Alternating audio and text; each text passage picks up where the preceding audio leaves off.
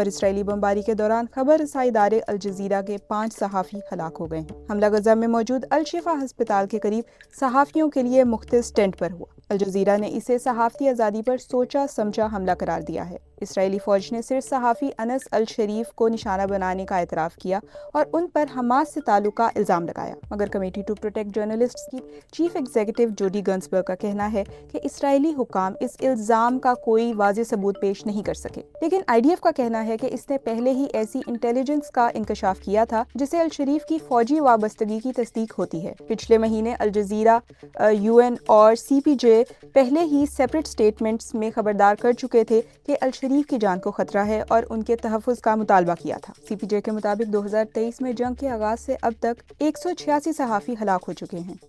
गजा पर में पैसे नहीं बचते हैं तो आपकी चिंता बढ़ने वाली है।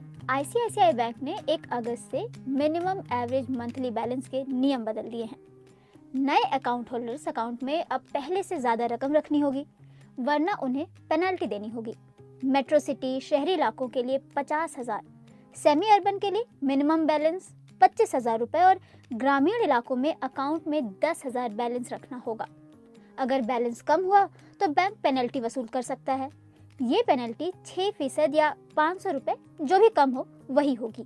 ICICI को इस नए नियम के बाद लोग मंथली मिनिमम एवरेज बैलेंस को लेकर सवाल पूछने लगे हैं। आइए समझते हैं कि ये MAB क्या होती है और कैसे कैलकुलेट करते हैं। MAB का फुल फॉर्म है मंथली एवरेज बैलेंस। किसी भी अकाउंट होल्डर के लिए ज़रूरी है कि वो अपने सेविंग अकाउंट में कम से कम उतनी राशि ज़रूर रखे जिसे बैंक ने MAB के लिए तय किया है।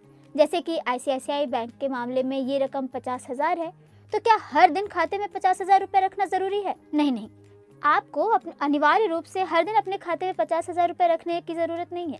किसी कैलेंडर महीने में क्लोजिंग बैलेंस की औसत रकम ही MAB होगी। एक ग्राहक के तौर पर आपको ये भी जानना चाहिए कि बचत बैंक खाते यानी सेविंग बैंक अकाउंट में एक मिनिमम बैलेंस रखना ज़रूरी है, जिसकी राशि अलग अलग बैंकों ने अलग अलग तय कर रखी है।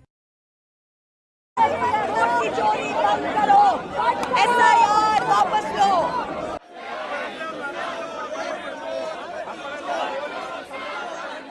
लोकसभा के नेता प्रतिपक्ष राहुल गांधी और इंडिया गठबंधन के सारे सांसद आज निर्वाचन आयोग के खिलाफ मार्च करने वाले थे। वो पार्लियामेंट से लेकर निर्वाचन आयोग के ऑफिस तक पैदल जाने वाले थे, लेकिन उनका रास्ता यहीं पे रोक दिया गया। यहाँ से सांसद 200 मीटर पे होगी, वहीं पे बैरिकेड लगा करके उनका रास्ता रोक दिया गया है। और हमने देखा कि इंडिया गठबंधन की तमाम महिला सांसद बैरिकेड पर चढ़कर बहुत ही आक्रामक तरीके से आंदोलन कर रही थी। वो वोट चोरी के खिलाफ जो है वो घोषणाएं दे रही थी। पुलिस ने इंडिया गठबंधन के सारे सांसदों का रास्ता यहीं पे रोक रखा है, वहाँ उनको यहाँ से आगे नहीं जाने दिया जा रहा। प्रधानमंत्री नरेंद्र मोदी ने जितने आरोप मनमोहन सिंह जी पर लगाए थे, क्या उन्होंने एफिडेविट दिया था?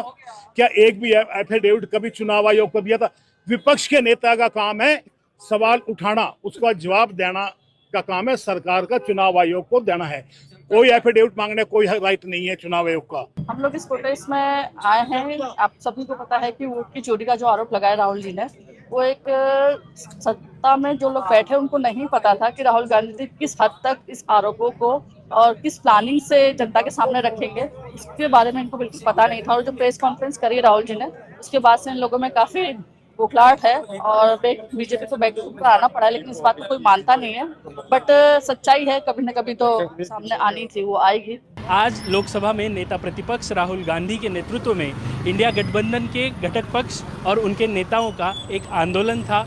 वो पार्लियामेंट से लेकर इलेक्शन कमीशन के ऑफिस तक एक मार्च करने वाले थे, लेकिन हमने देखा कि पार्लियामेंट से 100-200 मीटर के दूरी पर उनको दिल्ली पुलिस ने रोक दिया और बाद में सारे विपक्ष के नेताओं को, जिसमें राहुल गांधी, मल्लिकार्जुन खड़गे, शरद पवार, सुप्रिया सुले, बंगाल के तमाम नेता, इन सारे सांसदों को डिटेन किया गया और 2 घंटे यहाँ पर रखा गया।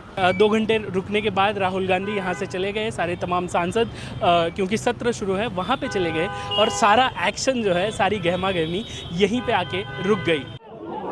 बंद